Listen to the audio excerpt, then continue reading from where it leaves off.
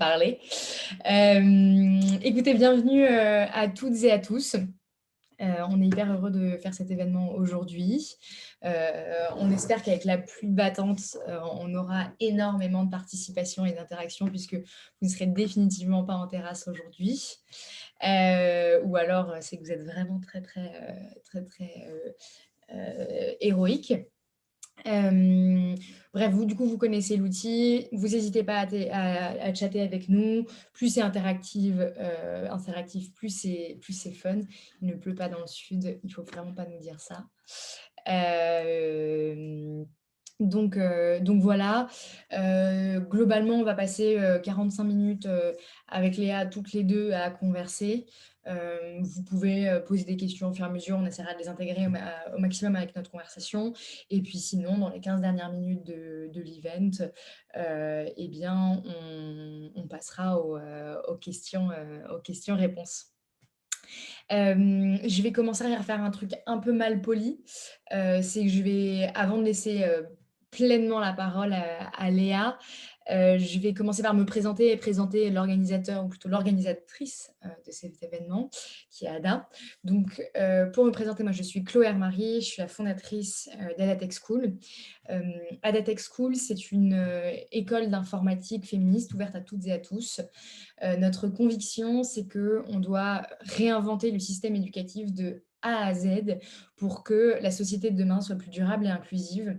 Et donc, notre mission, c'est de repenser une école d'informatique par sa communication, sa sélection, son espace d'apprentissage, les entreprises avec lesquelles elle collabore pour pouvoir favoriser, pour pouvoir réinventer justement toute cette chaîne de valeur et favoriser la diversité dans la tech.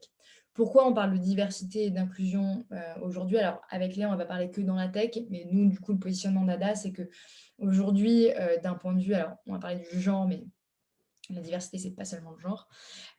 Seulement 10% des postes de développeurs sont occupés par des femmes. C'est un problème parce que aujourd'hui, les outils numériques, les services numériques structurent nos usages et notre société. Et donc, en fait, ils sont créés par pas des personnes représentatives de la société au sens large. Donc nous, le sujet de la diversité et de l'inclusion est quelque chose qui nous passionne. Notre lien avec l'événement d'aujourd'hui et avec Léa, c'est double.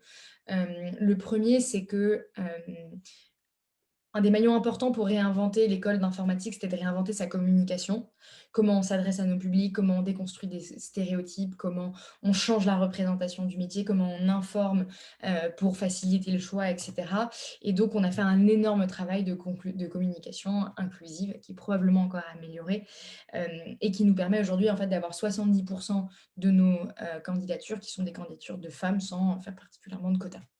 Et puis, un deuxième point qui nous lie à cet événement, c'est travailler par la suite avec des entreprises qui ont à cœur cette diversité et cette inclusion, parce que c'est vraiment quelque chose qui se repense sur toute la chaîne de valeur. Et pour cela, en fait, on essaie de les accompagner, on essaie de choisir déjà des entreprises qui partagent nos valeurs, qui commencent à avoir cette démarche et ces questionnements de comment, en fait, on peut avoir plus de gens divers autour de la table, comment ils peuvent se sentir bien chez nous. Et donc, on essaie de les accompagner au maximum sur le changement et sur leur politique d'inclusion. Dans une politique d'inclusion, la communication, c'est la toute première étape, parce que sans celle-ci, c'est difficile de recruter cette diversité. Et donc, du coup, c'est tout le thème d'aujourd'hui pour parler de ça. Léa, du coup, pour te présenter, j'en ai fini avec mon petit blurb de début. Léa, tu es la fondatrice de Visible, une newsletter qui permet de mieux comprendre la communication inclusive et ses enjeux. Tu justement conseilles les entreprises pour communiquer de manière plus inclusive, avec des bonnes pratiques, avec des conseils, mais surtout aussi du coup pour aller au-delà de la communication et insuffler le changement, parce que, voilà, à nouveau, c'est la première étape avant un changement plus durable. Peut-être que pour démarrer, est-ce que toi, tu pourrais te présenter ton parcours, ce que tu fais, etc. Oui. Déjà, bonsoir tout le monde. Merci beaucoup Chloé pour cette introduction et puis merci à toutes et à tous d'être là. Je suis absolument ravie de pouvoir, parler de com inclusive avec vous. Donc pour me présenter, du coup, je m'appelle Léa Niang, j'ai 28 ans dans une semaine. Je suis, freelance en marketing digital depuis un peu plus de 2 ans, et là, ça fait quelques mois, du coup, que je suis spécialisée en communication inclusive, parce que ma volonté, comme Chloé l'a dit, c'est vraiment d'accompagner les entreprises pour qu'elles, elles commencent à avoir une communication qui soit plus inclusive, plus représentative et qui pour qu'elles puissent participer du coup au changement du monde et de la société. Voilà. Comment est-ce que ça t'est venu cette idée de newsletter et comment toi ça t'est venu de t'engager là-dedans? Alors moi, ça part d'engagements personnels qui sont là depuis, assez longtemps. Moi, je me définis comme féministe depuis de nombreuses années. Hem, c'est, un féminisme qui a beaucoup évolué au fur et à mesure des années.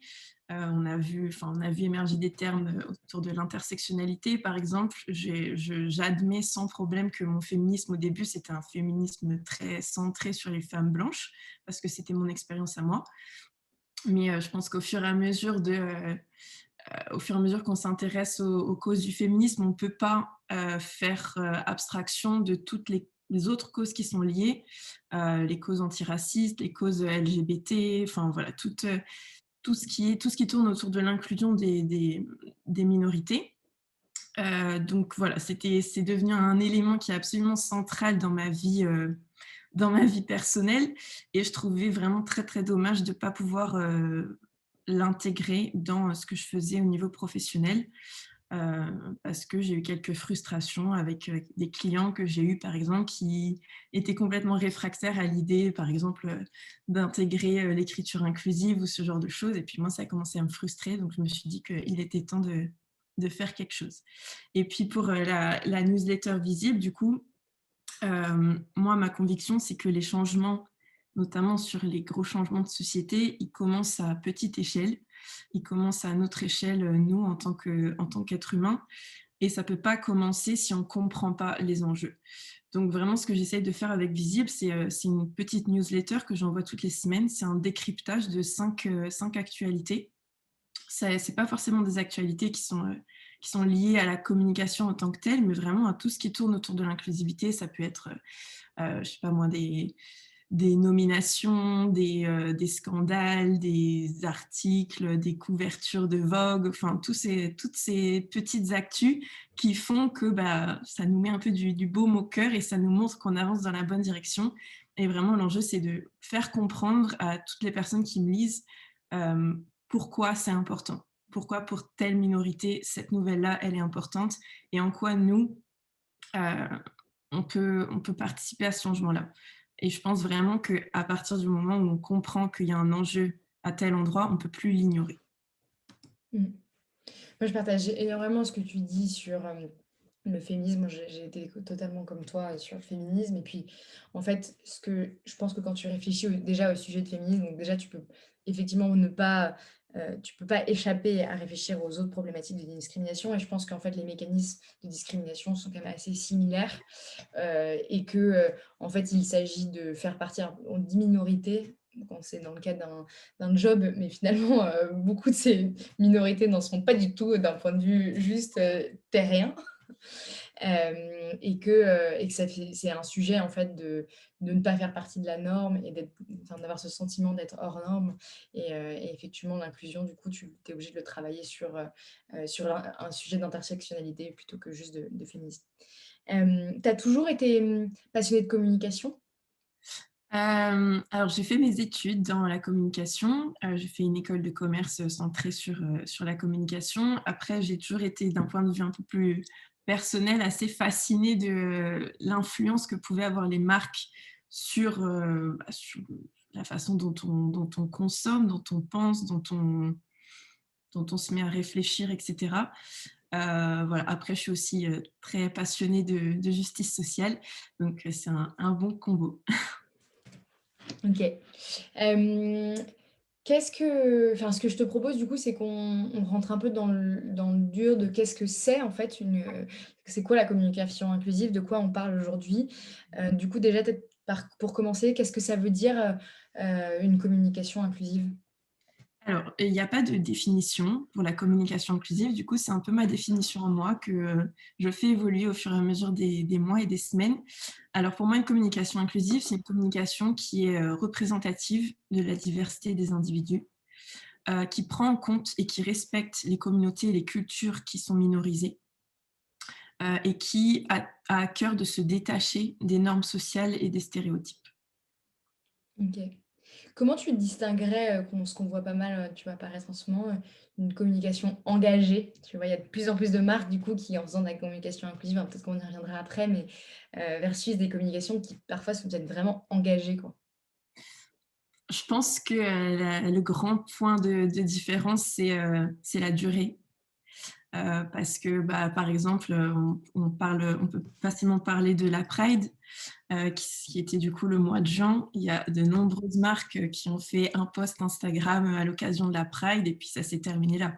Donc, enfin voilà, le fait d'engager quelques modèles qui appartiennent à la communauté LGBT, c'est chouette, c'est inclusif. Par contre, c'est pas très engagé si ça s'arrête au 30 juin. Ouais, Ah. OK. Pourquoi c'est important pour toi, la communication inclusive? Bah, je pense que c'est important sur deux plans. Le premier plan, évidemment, c'est le plan éthique et le plan sociétal. Je pense qu'on est vraiment dans une période où on a besoin de changement, on a besoin de plus d'équité et d'égalité et de justice. Et je pense que les marques, elles ont vraiment un rôle à jouer là-dedans. Euh, c'est partout, clairement c'est partout. On se balade dans la rue, il y a des pubs partout. On allume la télé, il y a des pubs partout. Sur nos smartphones, enfin, les marques, elles sont partout. Et c'est impossible on ne peut pas nier l'influence que ça a sur nos vies et sur notre perception des réalités. Euh, Je crois que d'ailleurs c'est encore, plus fort avec la nouvelle génération, enfin ce qu'on sait la génération, née après 95 qu'on appelle la Gen Z, qui, est très attachée aux marques et qui d'ailleurs demande à ce que les marques soient, porteuses de changement et de conviction au même titre qu'elles, quoi. Exactement. En termes de pourcentage, je crois qu'on est à plus de 75% de la Gen Z qui attend des marques Mmh. qu'elles valorisent la diversité et l'inclusion. Donc, enfin, c'est pas quelque chose qu'on peut négliger. Après, je pense qu'il y a un deuxième plan qui est plus un plan business. Je pense que c'est un train qu'il faut prendre maintenant parce que d'ici, ça c'est un peu mon estimation, mais à mon avis, d'ici 5 ou 10 ans, les marques qui ne se seront pas engagées sur ce chemin-là, elles seront complètement délaissées parce que bah, la génération qui va acquérir du pouvoir d'achat dans les prochaines années, elles ne vont pas avoir envie bah, d'investir dans des marques qui ne prennent pas en compte leurs convictions et leurs préoccupations. Donc, voilà. Je crois qu'il y a aussi une histoire enfin, un cas business assez fou. Alors, c'est moins sur de la communication, mais sur vraiment du développement produit. C'était les chaussures nude de Louboutin. Quand ils ont fait les nude, les escarpins nude, bah, ils les avaient fait de couleur blanche parce que bah, voilà, les Louboutins, elles étaient portées par des blanches. Et en fait, justement, et un jour, je ne sais plus qui les a interpellés en disant, mais nude, la peau nude, pour certaines femmes, c'est pas en fait que cette couleur-là. Ils les ont déclinés en plusieurs palettes de couleurs de peau et ça a été un carton et je crois qu'en plus les escarpins nude, noirs se vendent extrêmement bien et qu'en fait, bah, du coup, c'est des leviers, de business et de revenus qui, si on pense pas, de manière, pour tout le monde, ce qui est assez logique, hein, bah, en fait, mécaniquement, ton marché, il s'agrandit, quoi. Donc voilà, j'avais entendu parler de ce cas use case des Louboutins nude. Il y a des parts de marché énormes qui ne sont pas du tout adressées, que ce soit en termes de taille, de couleur ou même ne serait-ce que de représentation. On sait très bien qu'il y a un phénomène, ce qu'on appelle le phénomène d'identification. On a besoin de se sentir représenté dans les images qu'on voit pour pouvoir bah, s'identifier et se projeter dans le message de la marque.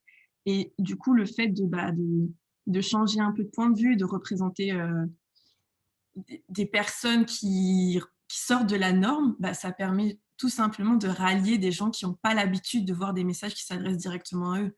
Et ça, enfin, c'est des segments qui sont complètement oubliés. Par exemple, tu parles des couleurs nudes pour les Louboutins, mais aussi tout ce qui est taille de vêtements, et cetera. Enfin, la taille moyenne des Français et des Françaises a beaucoup évolué et ça se reflète pas forcément ni dans les pubs, ni dans les produits des marques. Donc voilà. OK, bien intéressant. Où est-ce que, où est-ce qu'on en est aujourd'hui? Qu'est-ce que tu vois, évoluer? Où est-ce qu'on en est sur ce sujet-là? Hem, je pense que ça évolue. Faut être optimiste et il faut être objectif aussi. C'est, des choses qui évoluent. Il y a qu'à regarder, on a tous en tête, les vieilles affiches de publicité des années, 50 ou 60 qui étaient, archi sexistes et cetera. Enfin, on n'en est plus là aujourd'hui. Donc ça évolue et puis, on voit quand même, des profils différents dans les publicités. On voit plus de couleurs, on voit, des personnes handicapées, on voit, des couples, LGBT. Enfin voilà, il y a de plus en plus de diversité, mais je pense que c'est encore très timide. Hem et puis je pense que surtout, il y a cette pression un peu, à plus représenter, qui fait qu'on en oublie de mieux représenter. Heu, du coup, on met plus de femmes dans les publicités. Pour autant, on continue à diffuser des stéréotypes qui aident pas trop, les causes féministes. Et puis quand on met des personnes, je sais pas moi, des personnes noires, c'est pas toujours pour, leur donner une image positive. Donc je pense qu'il y a vraiment un problème de mieux représenter aujourd'hui. Hem et puis on en parlera probablement tout à l'heure, mais il y a encore beaucoup d'entreprises qui sont assez frileuses parce qu'elles ont peur de tomber dans le politiquement correct ou dans le too much. Et du coup, ça, je pense que c'est encore un cap qu'il faut passer. Mmh. Je me suis fait la réflexion parce que je regardais là pendant l'Euro, il y avait une pub de, Betclic et donc du coup, Betclic a été intelligent, ils ont rajouté une femme dans toutes les personnes qui passaient. Mais je sais pas, comme de par hasard, la nana, elle est canon, elle ressemble à un mannequin et cetera. Donc je me disais, ils ont eu le truc, ils se sont dit: On a probablement des utilisateurs qui sont des utilisatrices, donc on va mettre une nana dans la pub». Mais forcément, franchement, la nana, c'était un canon de beauté. Donc enfin, ça me fait penser à plus et mieux. Effectivement, c'est pourquoi toujours, les mêmes finalement, si on met une femme, du coup, c'est toujours le même modèle de femme, quoi. Mmh mh. Hem, justement, parlant d'exemples, est-ce que toi, tu as des exemples, des cas d'école, de personnes qui ont enfin, d'entreprises qui ont bien fait, d'autres qui ont mal fait, Alors il y en a plein qui ont mal fait, il y en a quelques-unes qui ont bien fait. Celle que j'aime mentionner, c'est Fenty, Fenty Beauty notamment, qui est la marque de cosmétiques, de maquillage de Rihanna. Hem, qui a été un peu un pionnier, enfin une marque pionnière dans le monde de la cosmétique, parce que ça a été la première marque à, proposer, je crois, plus de 50 teintes de fond de teint. Du coup, c'est vraiment une marque qui s'est construite sur les valeurs d'inclusivité et qui décline ça, mais vraiment, partout, enfin sur son site, sur ses réseaux sociaux et cetera. Hem C'est une marque qui a à cœur de vraiment représenter tout le monde, qui a à cœur aussi de dépasser les normes de genre, parce que le maquillage, c'est pas réservé qu'aux femmes et du coup dans, ces politiques d'influence ou, ces modèles, il y a pas que des femmes, il y a aussi des hommes, il y a des personnes racisées, il y a des personnes, qui portent le foulard, enfin voilà, c'est vraiment, très bien fait et c'est dans l'ADN de la marque. Après il y a d'autres entreprises qui ont mal fait. Je peux citer par exemple Pepsi. Bon, c'est une pub qui date de 2017, je crois, au moment des premiers mouvements Black Lives Matter. Pepsi qui a voulu montrer son soutien au mouvement Black Lives Matter et puis qui a sorti un spot publicitaire avec Kendall Jenner. Kendall Jenner qui est blanche et qui débarque dans une manifestation Black Lives Matter, qui ouvre un Pepsi et puis ça calme tout le monde et puis voilà, la paix sociale est retrouvée. Alors voilà, ça c'est typiquement le genre de faux pas, enfin, ça va pas, il n'y a rien qui va. Voilà, je ne sais pas si on peut en citer d'autres.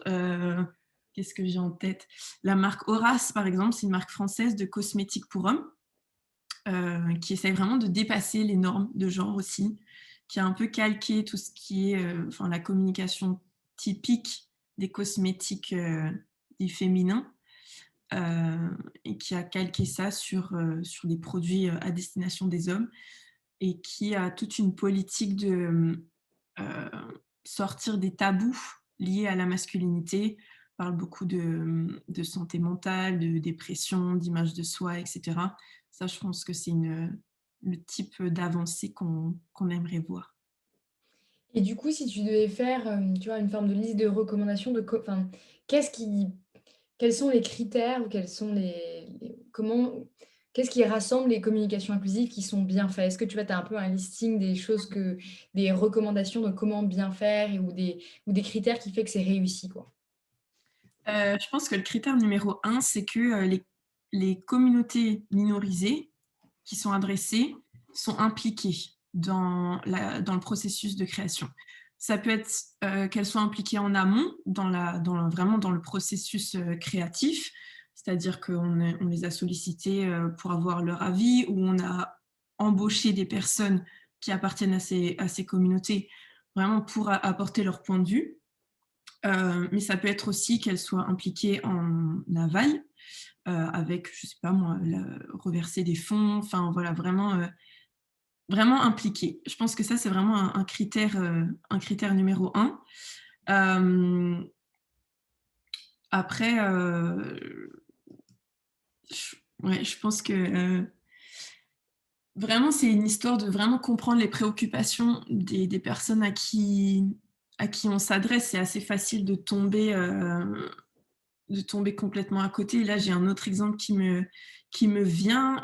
Début de l'année, il y a un groupe, il y a trois entrepreneurs allemands, trois hommes cisgenres qui ont décidé de lancer un produit à destination des femmes qui est un gant rose fuchsia, qui sert à attraper son tampon usagé pour le mettre dans la poubelle. Si ces hommes-là avaient demandé aux femmes déjà, s'il y avait un besoin, parce qu'il y a, enfin, il n'y a pas de besoin à ce niveau-là. Clairement, le pitch derrière ce projet-là, c'était qu'ils ne supportaient pas de voir des tampons usagés dans les salles devant les poubelles des toilettes publiques. Donc là, le problème, il vient de la part des hommes, alors que le produit, il est destiné aux femmes. Enfin, le besoin, ouais, le besoin, il est complètement mal interprété. C'est rose, c'est à fond dans les stéréotypes de genre. Enfin, ça a été un flop total, ça a fait un tollé sur les réseaux sociaux. Du coup, évidemment, c'est un projet qui a été avorté, mais enfin, voilà, typiquement, là, s'il y avait eu ne serait-ce qu'un, je sais pas moi, un questionnaire diffusé sur Instagram pour demander aux femmes s'il y avait un besoin à ce niveau-là, il y aurait beaucoup d'argent économisé, je pense. Donc voilà. Donc c'est impliquer, les personnes dans déjà c'est enfin du coup en tech on appelle ça avoir une démarche produit, donc du coup ça veut dire se poser la question de ses utilisateurs et utilisatrices, interviewer les personnes, Mm. à qui on veut vendre son produit. Donc on dirait une démarche produit pour à la fois le produit, mais aussi une démarche, du coup, de produit sur sa communication, donc de comprendre à qui on Mhm. s'adresse, d'intégrer les personnes effectivement à qui on s'adresse. C'est du coup bien le sujet de la diversité, enfin sur ce quoi on travaille à CADA, c'est il faut des personnes Ouais. représentative des personnes à qui on s'adresse autour de la table. Hem, Qu'est-ce que tu penses toi après on passera à la question de Pascal. À l'inverse du coup, les entreprises qui ont flairé maintenant effectivement l'importance, de faire cette communication et ce qu'on peut voir inclusion washing, donc je ne sais pas comment on pourrait le parler, mais tu l'as nommé avec la Pride. On le voit de plus en plus. Déjà, c'est quoi ton approche par rapport à ça? Comment on peut distinguer ce qui est du washing ou pas du washing? Même c'est quoi ta position par rapport à ça? Est-ce que tu te dis: «Bon, finalement, au moins déjà, c'est un bon début»? Qu'est-ce que tu observes toi de ça? Alors déjà, effectivement, il y a beaucoup de washing. On peut parler de diversity washing, féminisme washing, enfin, il y en a à toutes les sauces. Euh, moi, mon point de vue là-dessus, c'est que bah, j'aime bien réfléchir en termes d'impact.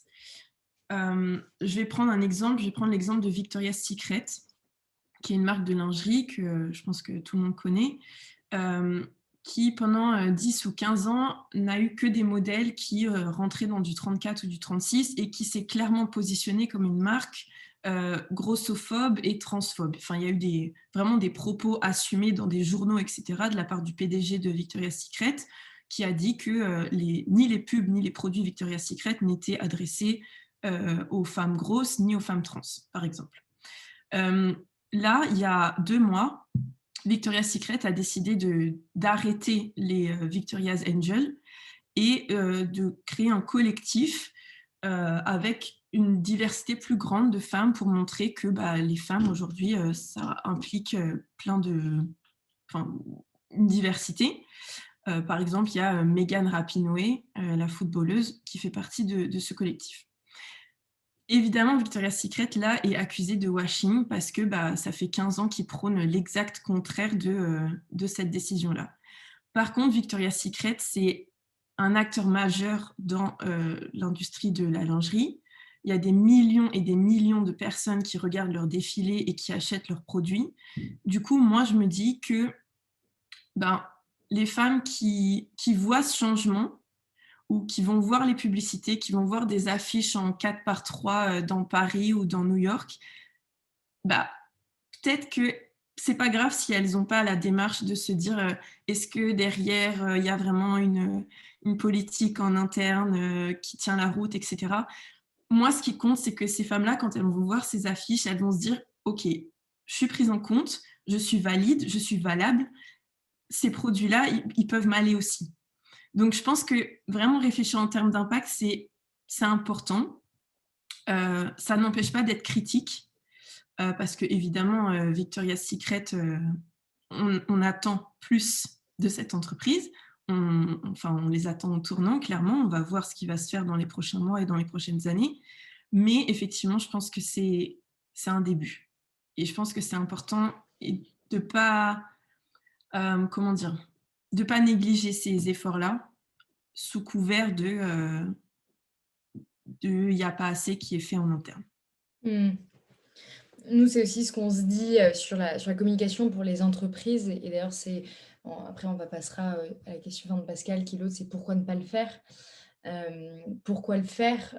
Même si, vous dites, «Je vais peut-être être bâché» et cetera. Enfin, en tout cas, sur la question des entreprises de la tech qui sont, on cherche des femmes, communiquer et avoir ce genre de signaux. Parce qu'en fait, la communication, c'est une question de signal et du coup, quand Victoria's Secret, elle fait ça, c'est un signal extrêmement fort qu'il lance et quand vous êtes une entreprise et que vous cherchez à recruter des femmes, déjà dire que vous êtes une entreprise, qui cherchait des femmes. En fait, c'est un signal fort que vous envoyez et en fait, du coup, il y a quand même des effets extrêmement vertueux à envoyer le signal de la communication. Après, du coup, ça pose effectivement l'autre question qui est, à plus long terme, qu'est-ce qu'on peut faire d'activable, au sein de l'entreprise?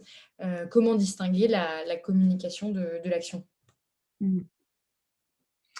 Bah, hem, ouais, je pense que vraiment, c'est ce que je disais tout à l'heure, c'est une question aussi de timing.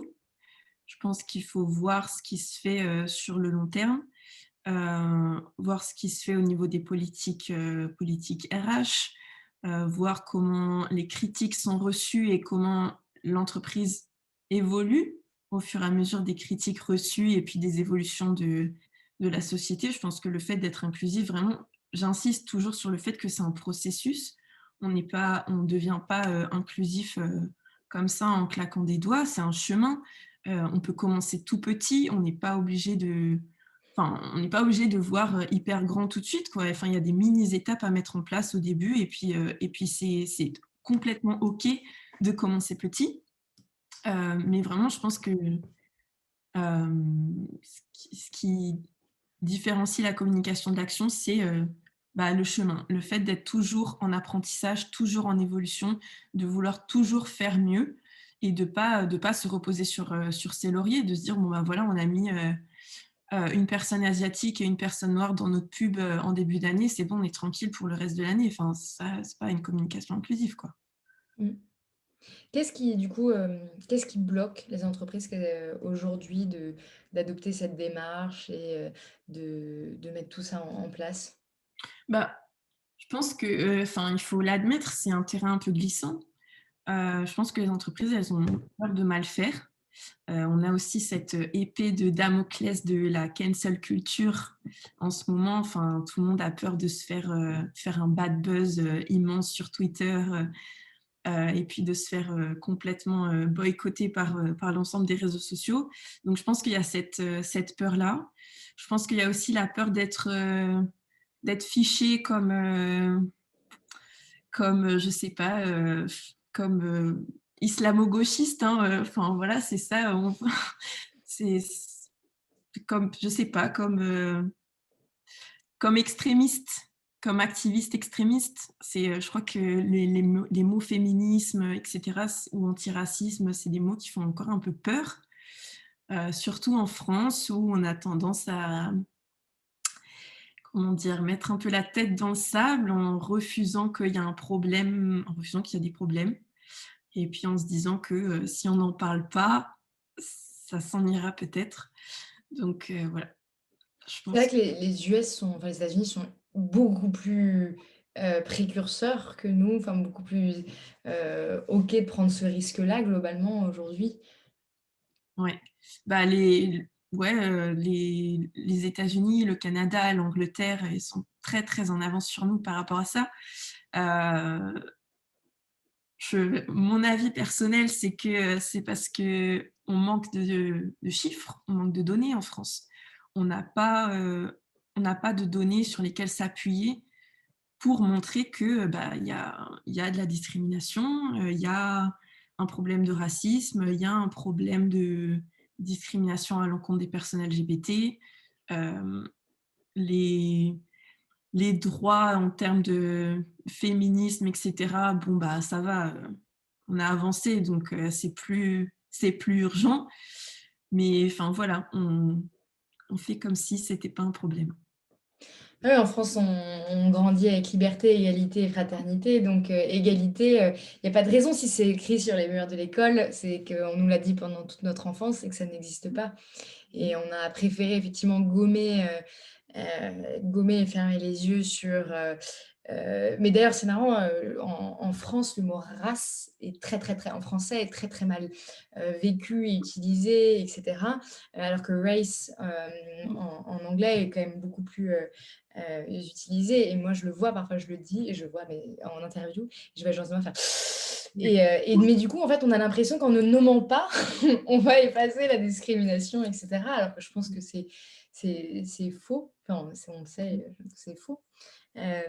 Donc effectivement, du coup, si le mot race n'existe pas, si la discrimination n'existe pas parce que liberté, égalité, fraternité, bah, il y a vraiment pas de raison de faire des communications inclusives puisque, nous sommes tous les mêmes. Donc ouais, ouais, c'est un peu malheureux et je pense qu'il y a une forme de chauvinisme là-dessus en France, contrairement, effectivement, aux pays anglo-saxons où, le doigt, sur la différence, la diversité a été de manière un peu plus précise. Et donc on les voit beaucoup plus, avancés que nous, d'un point de vue du coup communication, forcément. Hem, si tu on se retrouve du coup en France face à notre entreprise, à qui on a vraiment envie de convaincre en fait que ça pourrait être bien qu'elle prenne parti, qu'elle change et cetera. Quels sont pour toi, les arguments pour convaincre? Quels sont les arguments pour contrer «On va perdre des clients, on va être fiché» et cetera? Comment, des personnes qui seraient là aujourd'hui, quelles armes tu leur donnerais pour porter ce changement au sein de leur entreprise? Hem, alors déjà, ma question, c'est est-ce qu'on a envie de garder ces clients-là? Genre, si on se met à prendre position sur les questions, antiracisme, antiracistes, antisexistes et cetera et qu'il y a des gens qui s'énervent, dans nos commentaires ou dans nos boîtes mail, est-ce que vraiment on a envie de garder ces personnes en tant que clients? C'est une question ouverte, on a le droit de vouloir les garder, mais bon, c'est une question ouverte. Ensuite, je pense qu'il y a des chiffres. sur lesquels on peut s'appuyer. On en a mentionné quelques-uns tout à l'heure. La génération Z et la génération millennials, ça va être les générations qui vont être à 70% les personnes qui ont du pouvoir d'achat d'ici 2025. 2025, c'est demain. Et il faut adresser leurs demandes et leurs requêtes en termes de conviction. Et elles sont là. Elles veulent que les marques s'engagent, elles veulent que les marques fassent preuve de diversité et d'inclusion. Donc, je pense que vraiment, c'est une opportunité à prendre. Et puis, ce que je disais tout à l'heure, vraiment, l'inclusivité et la communication inclusive, c'est vraiment un processus. Euh, Évidemment, la question, l'idée, c'est pas de passer de rien du tout à devenir une plateforme activiste pour les droits des femmes en France. Évidemment que si on ne s'est jamais exprimé sur ces questions-là, ça va être compliqué d'arriver là. Par contre, il y a tout un tas de petites actions qu'on peut mettre en place sans en faire, des caisses, de les mettre en place subtilement pour juste habituer son audience au fait que on devient tout simplement de plus en plus diversifié, de plus en plus représentatif, et que du coup, enfin voilà, on n'est pas obligé de tomber directement dans l'activisme. Il y a beaucoup plus d'étapes préliminaires avant de se mettre sur la place publique et d'attirer les critiques de toutes les personnes un peu réac. Mmh. Ce qui me fait penser, on parle vachement de communication à destination pour vendre des produits. Hem, Parfois, je fais le lien parce que moi, nous, on connaît du coup côté entreprise les côtés, communication inclusive pour la marque employeur, pour acheter des talents. Hem, Est-ce que, enfin, pour moi, il y a beaucoup de liens, justement. Alors souvent d'ailleurs, quand on voit des marques, inclusives dans leur communication grand public, on a envie d'aller travailler là-bas parce qu'on se dit, «Ah bah, je me reconnais dans son produit, je me reconnais dans sa façon de faire». Il y a des entreprises qui vendent des produits complètement neutres, donc ça serait un petit peu, étrange de s'engager totalement, mais pour qui, en fait, il y a un travail également sur la marque employeur à faire et sur, du coup, avoir une communication inclusive. Et je rebondis sur des choses que tu dis, sur les petites idées à mettre en place, qu'on a vues auprès de nos entreprises sur, voilà, avant de dire, «Je suis une entreprise du, BTP et je suis féministe», donc peut-être qu'on se dira: «Mais je comprends pas» et cetera. Par contre, alors nous, du coup, dans la tech, c'est ce qui se passe, on peut, Hem, on on a des entreprises qui, hébergent des événements, à destination des meet-up, qui sont des meet-up, de développeuses ou des meet-up d'associations féministes ou d'associations pour les femmes. On peut, aller, parler, encourager ses salariés à aller parler, enfin salariés femmes, dans le cas des femmes, hein, à aller parler, s'assurer que, les photos sur, le site sont représentatives d'une diversité. Et là, on parlait de marché précédemment en vendant des produits, mais pour recruter des talents, c'est extrêmement vertueux aussi parce que vous allez à nouveau envoyer le signal que des personnes sont bienvenues chez vous, qu'elles ne vont pas être seules, ou alors que, en tout cas, vous avez bien conscience que, vous allez tout faire pour qu'elles ne soient pas seules. Et je pense qu'aujourd'hui, dans ce qu'on appelle la guerre des talents, hein, les entreprises ont une difficulté à recruter aujourd'hui sur certains postes. Ça a énormément de vertus, en fait, pour envoyer des signaux aux talents que vous voulez recruter et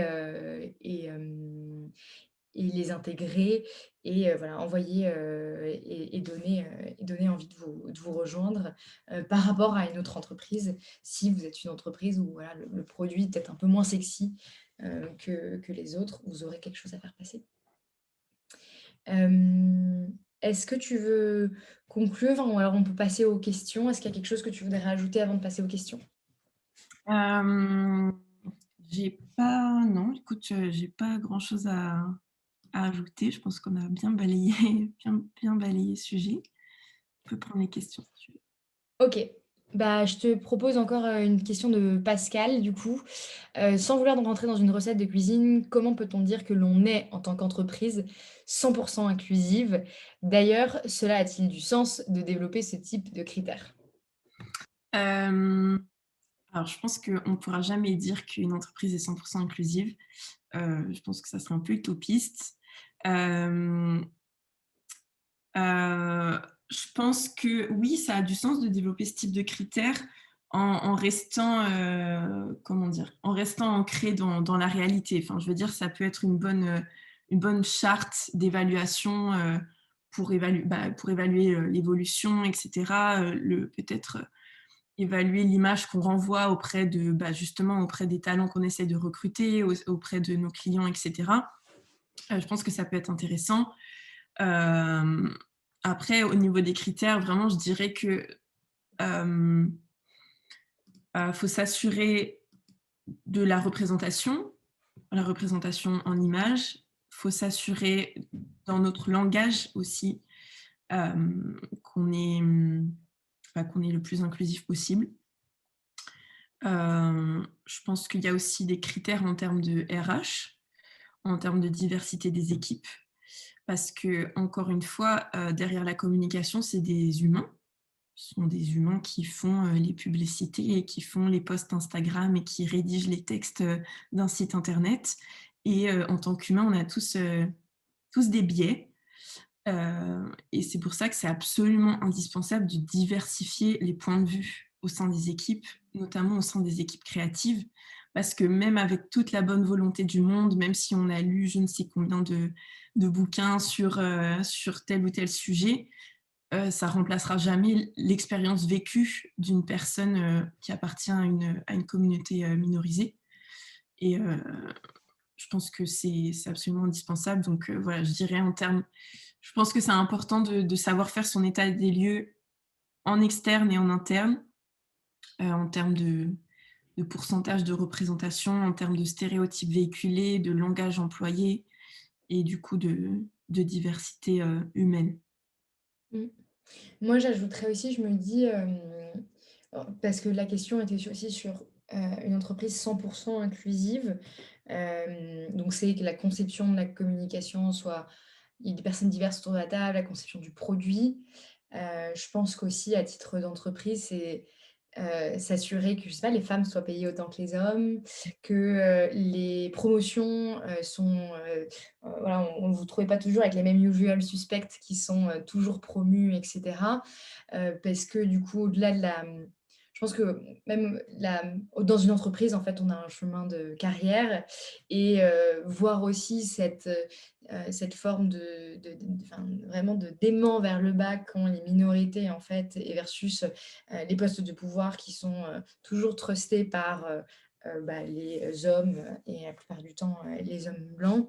Donc il y a aussi, je pense, un vrai travail à faire au-delà de la marque sur, les pratiques de management, de parcours de carrière pour que, d'ailleurs, le jour où on doit décider le CEO et peut-être on espère que ce soit la CEO qui doit décider une communication, ce soit quelqu'un qui se sente tout à fait concerné par cette histoire et pas, le CEO qui se dise: «Ah ça serait bien qu'on le fasse» et donc du coup, je dirais qu'une entreprise, ça pose vraiment beaucoup de question, mais une entreprise 100% inclusive doit aussi se poser des questions sur son organisation interne et sur, la parole laissée aussi à l'intérieur. Parce que d'ailleurs, à savoir des gens divers autour de la table, mais là, jamais laisser parler les femmes, ça fonctionne pas très bien. Donc il y a aussi une question de parole et de pouvoir, laissé aux personnes et je pense que du coup, ça doit aussi s'accompagner, comme tu le disais, d'une démarche vraiment complète quoi, Oui, pas oui, je seulement complète, complaisante. je pense que vraiment c'est, faut essayer de voir si, les personnes, appartenant à des minorités, se sentent à l'aise pour justement assumer pleinement leur identité au sein de l'entreprise. Un exemple, est-ce que, une lesbienne se sentira aussi à l'aise pour raconter son week-end avec sa compagne que, un homme qui a passé son week-end avec, sa femme et ses enfants? Enfin, je veux dire, il faut s'assurer que si on prône l'inclusivité dans notre communication, en interne, tout le monde se sente, justement aligné. Et puis j'ajoute aussi, je pense qu'il faut sensibiliser ces équipes et notamment, au sein de ces équipes, les personnes qui sont privilégiées. Parce que encore une fois, l'inclusivité, c'est pas comme ça en un claquement de doigts. Il faut vraiment comprendre d'où ça vient, à quoi ça sert, qui ça sert. et puis comprendre que aussi c'est un enjeu global. Et enfin voilà, je pense que il y a un vrai travail de sensibilisation, et si on rentre pas dans cette démarche-là de sensibiliser, d'éduquer, nos équipes, on pourra pas dire qu'on est 100% inclusif. Mmh. Il y a un truc que tu as dit un moment dans ta réponse et je trouve qu'il y a une bonne manière aussi parfois d'aborder dans une équipe, c'est qu'on a tous des biais. Hem, alors oui, il y en a qui ont une forme de privilège aujourd'hui par rapport à ces biais parce que, historiquement, ils bénéficient d'un privilège, mais ça peut parfois un peu un peu souffler, faire souffler les choses. Il y en a, on a tous des biais, que vous soyez à partir du moment où vous êtes né à tel endroit, que vous soyez né tel sexe, que vous ayez telle couleur de peau, que vous soyez français, enfin, même vous ayez une entreprise avec des Français et des Allemands, vous allez voir qu'on a des biais énormes, en fait. Et en fait, on a tous des biais et c'est pas grave. Donc c'est pour ça que ça sera toujours compliqué d'être 100% inclusif parce qu'on aura vraiment énormément de mal à se faire, à se mettre enfin, être totalement sûr d'être dans les bottes de notre personne en face. Je pense que ça va être peut-être un peu cucu ce que je vais dire, mais une bonne, méthodologie, c'est l'empathie.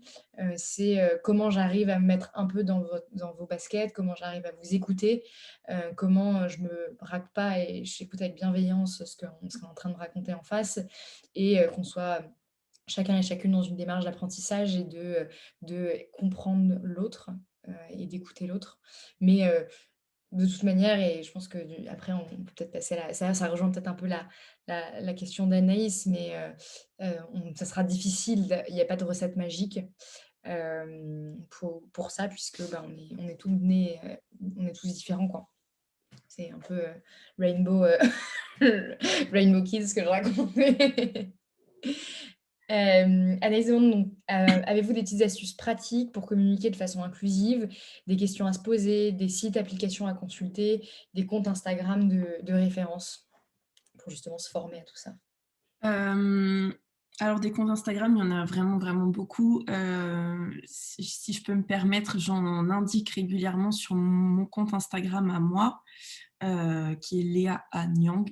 Si jamais, enfin voilà, il y a beaucoup de ressources sur mon compte Instagram. Je pense que c'est le plus simple sur beaucoup de thématiques. Après, au niveau des petites astuces pratiques, bon, c'est un peu compliqué de donner des astuces pratiques, mais faire attention à son langage, employer à l'écrit, si possible, l'écriture inclusive, et puis à l'oral, éviter toutes les formulations genrées, vraiment faire un effort. Ça demande un peu de travail du cerveau au début parce qu'il faut trouver des formulations englobantes où il faut faire des périphrases un peu qui semblent compliquées au début. Mais en fait, c'est comme tout, c'est une habitude à prendre. Ça se met très, très bien en place.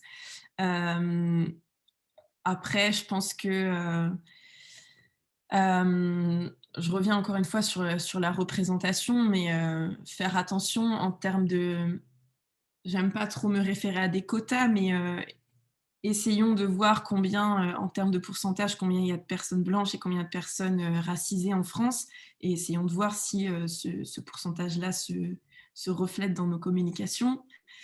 Combien il y a de femmes? Il y a 52% de femmes en France. Est-ce que ça se reflète dans nos communications? Il y a 5% de la population qui s'identifie comme LGBT. Est-ce que ça se reflète dans nos communications? Enfin voilà, je pense qu'on peut quand même s'appuyer un peu sur les quotas, même si j'aime pas trop ça. Hem Et puis des questions à se poser, bah, ça va être un peu vague ce que je dis, mais vraiment je pense que le point de départ, c'est vraiment d'identifier, où sont nos privilèges à nous, et en quoi ça influence notre façon de travailler et de communiquer. Encore une fois, on parle des biais dont on parlait tout à l'heure, mais vraiment, je prends mon exemple à moi, en quoi moi, ma position de femme d'apparence blanche, hétérosexuelle, qui a fait une grande école de commerce et qui gagne bien sa vie, en quoi ça influence la façon dont je communique sur mes réseaux sociaux ou dont j'accompagne mes clients, etc. Je pense que c'est un bon point de départ. J'espère que ça Hem, répond à la question. hem Mélanie nous demande: «Vous répondriez comment à une personne qui, lors d'un recensement des définitions du Fab Lab que vous montez avec un petit groupe, écrit un lieu inclusif pour tous, vous ajoutez "et toutes"?» Elle répond dans tous j'inclus toutes. Je vois un lieu sans clivage noir-blanc, hétéro, LGBTQI+, sans discrimination et revendications identitaires. Euh, euh, Ça, c'est typiquement ce qu'on appelle de l'universalisme. Euh, c'est considérer que l'homme blanc est la norme et que du coup, l'homme blanc, c'est aussi le neutre et que donc tout le monde doit se sentir concerné par cette appellation-là. Tous, tous, c'est un neutre dans la langue française, sauf que c'est un neutre masculin et que c'est lié à ce qu'on nous a appris, ce qu'on nous apprend à l'école depuis qu'on est toute petite et toute petit, c'est que le masculin l'emporte sur le féminin et que que c'est pas vrai. Donc c'est important, c'est fondamental de vraiment, même je pense que c'est un très très bon point de départ de remplacer tous par tous, toutes et tous. Même moi, j'utilise même pas toutes et tous, j'utilise tout le monde parce que ça inclut aussi les minorités de genre.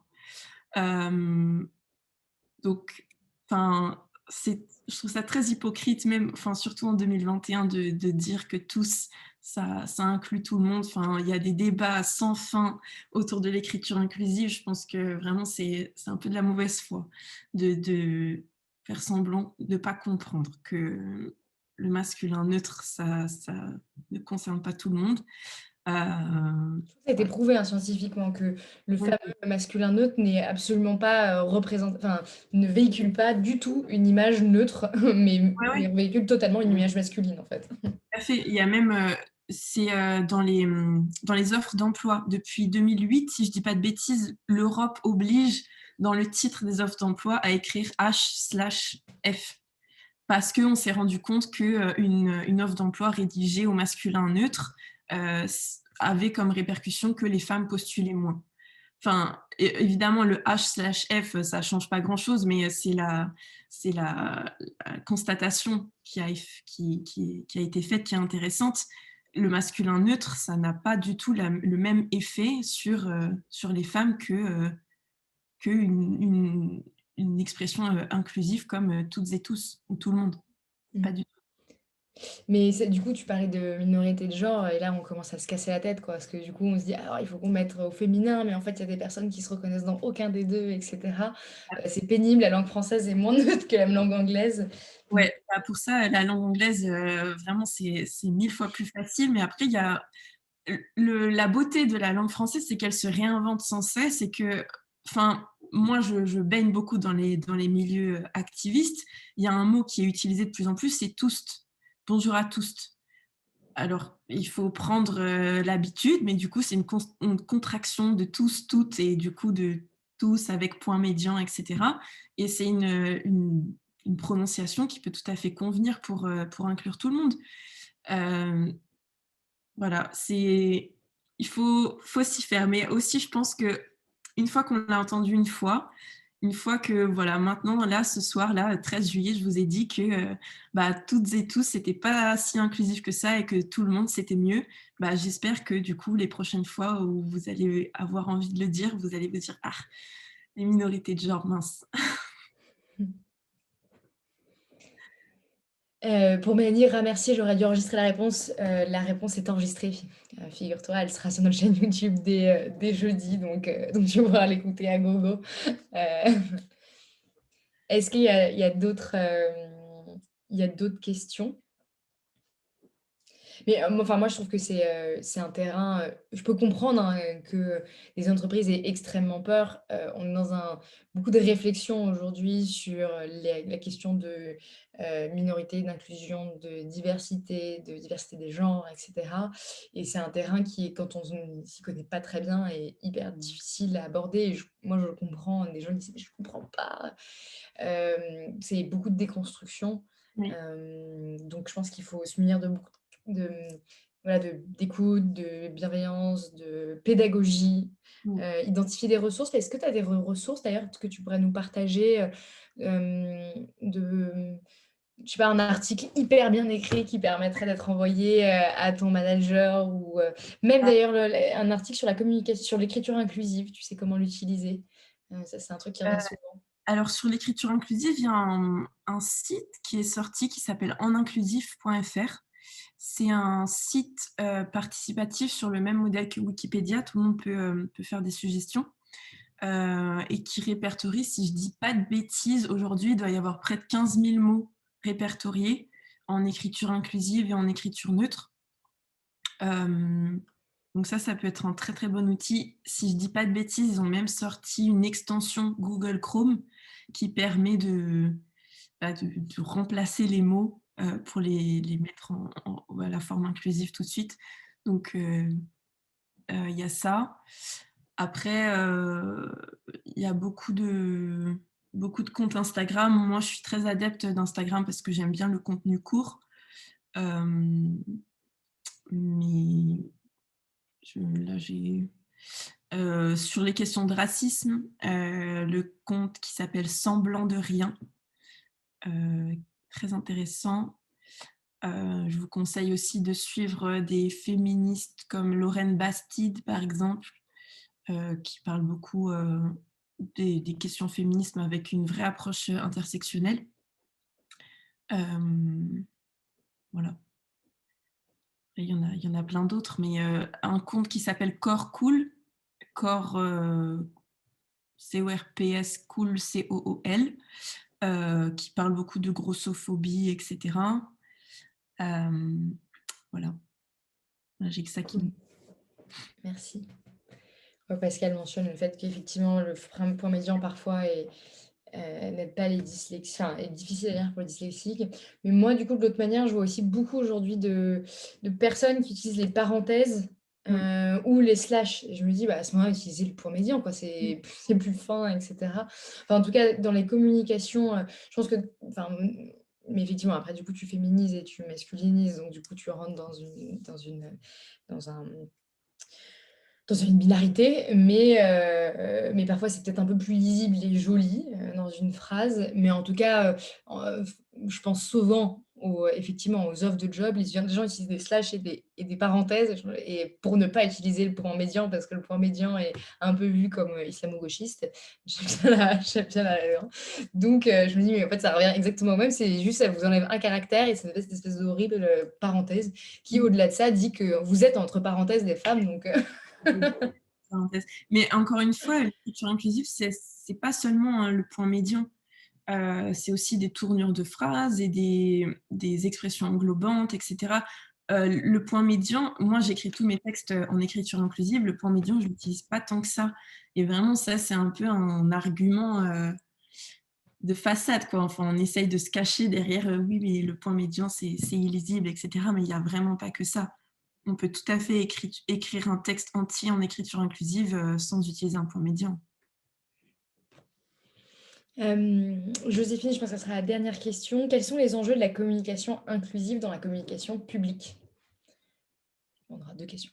Hem, dans la communication publique, c'est-à-dire les instances publiques et cetera? Gouvernement? Ouais, en tout cas, moi, c'est comme ça que je l'ai lu. Dis-nous, Joséphine. Dis-moi. Hem, bah, je pense que justement là, l'enjeu, il est principalement sociétal et éthique.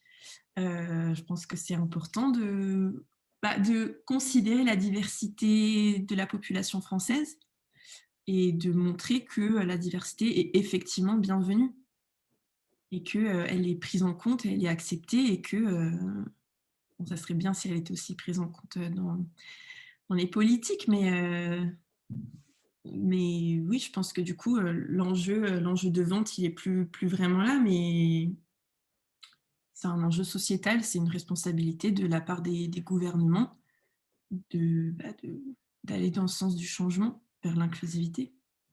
Et du coup aussi, enfin, c'est pas économique pour eux, mais d'un point de vue politique, si on pense à des politiques qui sont élire, ils ont tout intérêt Mmh. à être inclusifs ou en tout cas, inclusifs par rapport à l'électorat qu'ils visent. Puisque, bah, ils ont quand même des voix à aller chercher et que donc du coup adopter, les codes de enfin c'est c'est ce que je pense essayer de faire Macron avec Carlito et McFly. C'est essayer d'être inclusif pour les jeunes, mais c'est d'adopter les codes et les ou au moins le vocabulaire ou au moins les s'adresser, aux personnes, à qui qu'on veut toucher. Mmh. Hem Émilie nous demande: «J'ai une question basée sur une problématique chez moi dans le sud-ouest. Pour être inclusive sur l'image, je parle par exemple d'inclure les races. Je cherche souvent des personnes métisses, noires et qui pourraient, comme à Paris, montrer notre diversité et je n'en trouve pas. Comment faire pour ne pas passer par agence de modèles et prendre des gens vrais dans la région hors Paris?» Dans les régions hors Paris. Coucou Émilie. Heu, bah, écoute, enfin, je connais très bien la problématique, d'Émilie, on vit dans la même ville. Hem, mais c'est vrai que c'est un peu compliqué. Après je pense qu'il y en a. Peut-être que d'aller un peu plus loin dans les bon là, je réponds spécifiquement à Émilie parce que je connais vraiment, la problématique, mais dans des villes plus grandes, peut-être comme Biarritz ou Bayonne ou même, Bordeaux, si on veut aller plus loin, je pense qu'il y a les profils que tu recherches.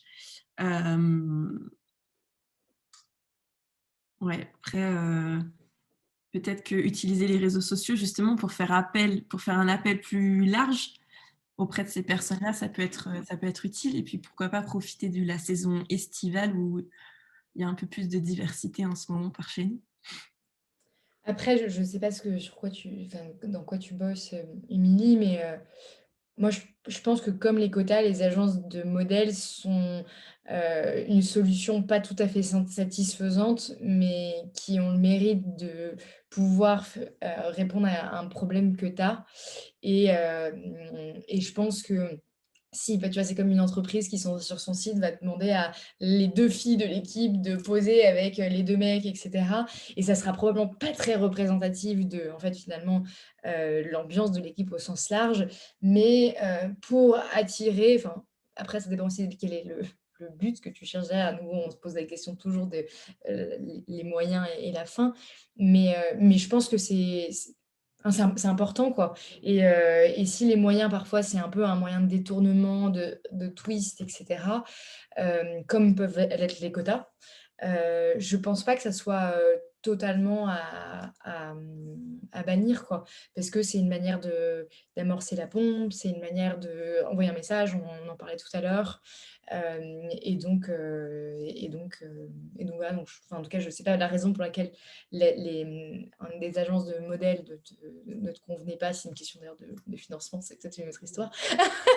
Mais mais en tout cas, je pense pas que le moyen, soit forcément un mauvais, moyen. Puis à nouveau, du coup, si c'est peut-être faire payer un billet de train à quelqu'un qui vient, pour raconter une histoire, mais voilà, ça dépend la fin que tu cherches et je pense que parfois des petits pas de mensonges, mais des petits twists, arrangements, peuvent fonctionner pour des messages ou des choses, à faire ouais, des messages à faire passer, quoi. Après Et je je pense enfin, oui, si c'est pas, enfin si c'est pas pour des marques où on a vraiment besoin de prendre en photo des vraies personnes, il y a aussi de plus en plus de banques d'images, qui sont inclusives et qui vraiment mettre l'accent sur la diversité, que ce soit au niveau, du handicap, au niveau, enfin de mettre en avant des personnes, queer ou des personnes racisées. Il y a de plus en plus de banques d'images, gratuites ou payantes, mais il y en a beaucoup des gratuites, qu'on peut utiliser, dans ces communications, digitales notamment. ouais, complètement. OK, trop cool. Est-ce que je pense qu'on va s'arrêter là. On a fait, il est 19h37, c'est là depuis 1 heure. Merci beaucoup, Léa. C'était top. Je trouve qu'il y a eu beaucoup d'exemples et hem et c'est toujours hyper intéressant, je trouve de déconstruire une partie des choses et puis c'est vraiment, je pense, dans l'air du temps par rapport à ce qu'on voit en ce moment. Donc merci beaucoup de ton temps et de ces apports. J'espère que ça a plu à tout le monde. Je vais faire attention maintenant. Heu et puis on vous souhaite une bonne soirée. La vidéo sera disponible sur notre chaîne YouTube, d'ici, jeudi. Donc vous aurez l'opportunité de réécouter les exemples ou les points de Léa et puis on vous souhaite une bonne soirée. Merci beaucoup Chloé, merci Ada et puis merci tout le monde. Bonne soirée. Bonne soirée. Je je vais couper l'enregistrement.